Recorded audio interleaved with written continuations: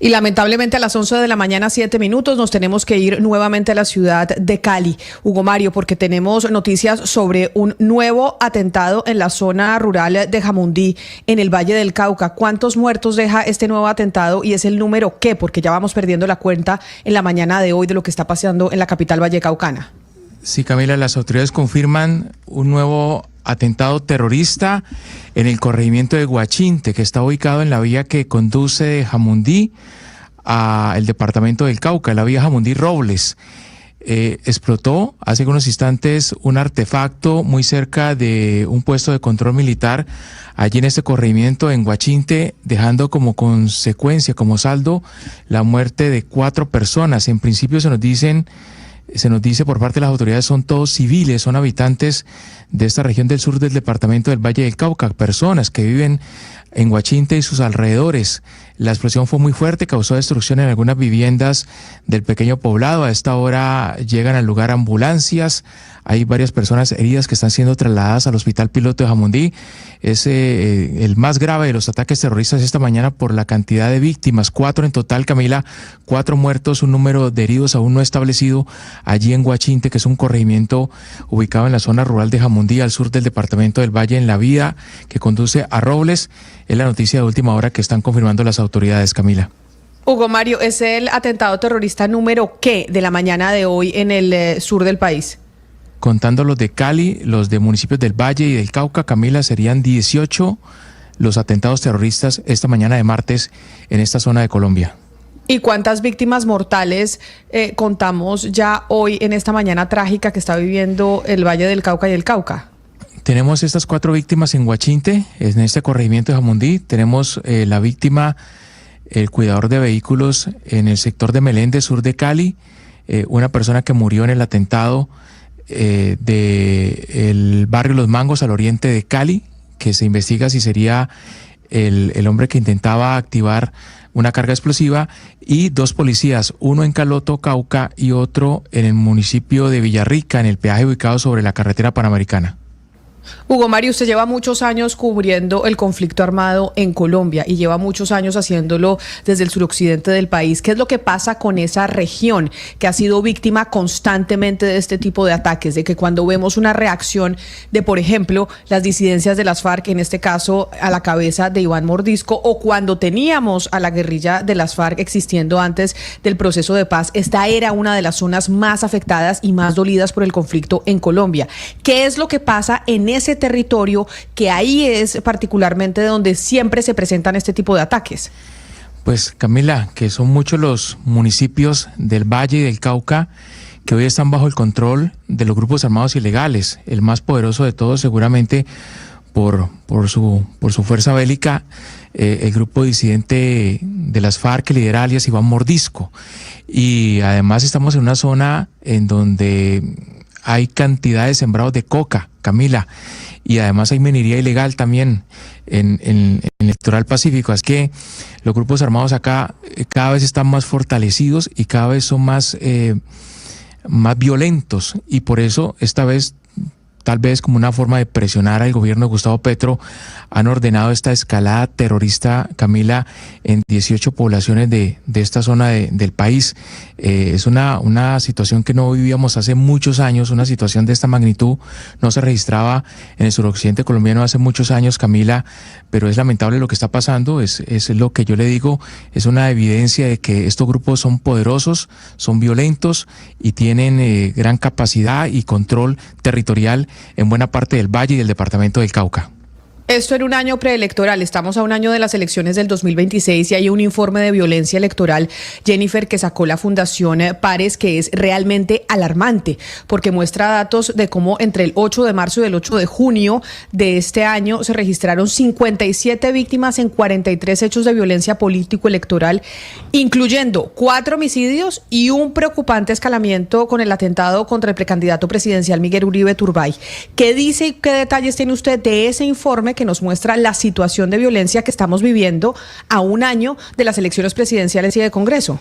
Sí, Camila, es un reporte que acaba de salir por parte de la Fundación Pares. Estamos hablando de 3 meses de este análisis, como usted lo dice, entre el 8 de marzo y el 8 de junio. Por lo tanto, entra el atentado contra Miguel Uribe. Estamos hablando de 43 hechos, como usted lo dice, Camila, de violencia, 25 amenazas y 4 homicidios. Estamos hablando de los departamentos más afectados. Hay diferentes, si ustedes están conectados por DITU o por YouTube, pueden ir viendo las diferentes imágenes que tenemos. Ahí ven ustedes el mapa de Colombia, en donde el Cauca se pone como el departamento con más atentados de violencia electoral, o más amenazas, mejor, en cuanto a violencia electoral. Estamos hablando de 5 hechos específicamente. El segundo sería el Valle del Cauca, con 3 hechos, Cundinamarca con 3 y Antioquia con 2. Ahora, de las 57 víctimas, estamos hablando de amenazas, 41, 12 atentados y 4 asesinatos. Es importante decir, Camila, que según resalta Pares, no estamos hablando de líderes políticos, sino de personajes políticos. Esto, por supuesto, deja a un lado los hechos de violencia contra líderes y lideresas políticos en Colombia. Se trata de otro conteo. Ahora, ¿cuáles son los perfiles más amenazados en estos 3 meses? Según este reporte, tenemos en primer lugar a concejales, es el perfil más victimizado. Estamos hablando de 30 hechos de violencia contra concejales, 30 de 57. Alcaldes sería el segundo perfil más victimizado, con 8, y exmiembros de cargos de elección popular, por ejemplo, exconcejales, que hay varios ahí en los relatos que tiene Pares Colombia. Ahora, por filiación política, tenemos aquí lo siguiente: filiación política, el Partido Liberal tiene 7 hechos, digamos, de violencia electoral en estos 3 meses. Sigue la Alianza Social Independiente, ASI, con 7, la Alianza Verde registra 6 hechos, MAIS 5, el Centro Democrático 4 y el Partido Conservador 4. Cuando hablamos de perpetradores, ahí, digamos, los datos son más difusos, Camila, es muy difícil saber a ciencia cierta quiénes son los que realizan estos hechos victimizantes, pero acá dicen, de los 43 hechos investigados, 34 están sin reporte de perpetrados. Estamos hablando del 79%, donde hay información cero. No sabemos quiénes realizaron estos hechos de violencia. Y en el 23% restante, Camila, se habla de presuntos perpetradores. Y acá, pues, sí hay una, digamos, discriminación. Disidencias de las FARC, 5 casos, Clan del Golfo 1 y otro grupo. Estamos hablando de 3 casos, según este reporte de los 3 meses que reporta Pares Colombia. Dice Pares Colombia que cuando se mantiene en las sombras estos perpetradores, pues se incrementa cuando entran dineros ilegales o del uso de estructuras armadas irregulares o difíciles de rastrear. Es más difícil encontrar a los perpetradores, Camila, y finalmente pues termina hablando de 3 digamos, aristas importantes en este clima de violencia electoral. Uno es la reconfiguración del mapa posterior al plebiscito. Dice que ahora la paz no es ese tema que divide a los colombianos, se ha tenido que reagendar, hay nuevas lealtades y nuevos antagonismos que por supuesto dividen. Habla de la violencia en las redes sociales, en donde hay diferentes ecos, bodegas y demás, que por supuesto incrementa la violencia, y habla de un mundo hiperdigitalizado que está por supuesto teniendo bastante impacto en la polarización y en la violencia que estamos viviendo en este momento en Colombia.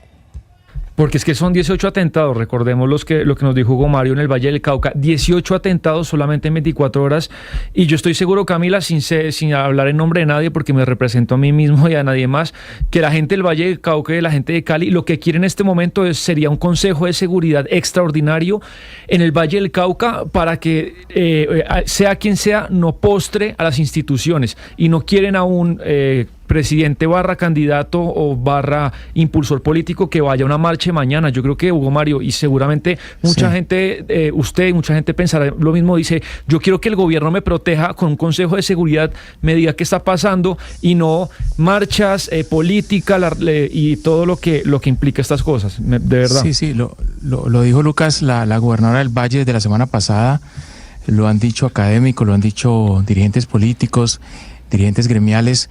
Lo que le pedían al presidente Petro desde la semana pasada, tan pronto anunció esa movilización en Cali del 11 de junio para respaldar la consulta popular vía decreto, le dijeron: presidente Petro, si va a venir a Cali, pues venga, bienvenido siempre, pero venga también a hablar de proyectos, a hablar de seguridad, a hablar de obras, a hablar de inversión social, a hablar de atención a las necesidades de la comunidad.